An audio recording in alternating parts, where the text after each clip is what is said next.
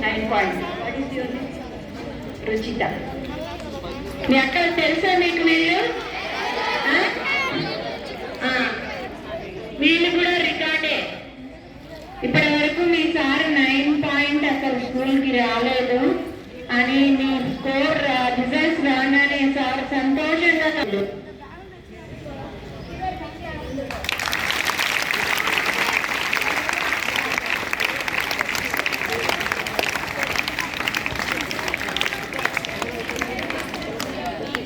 మిమ్మల్ని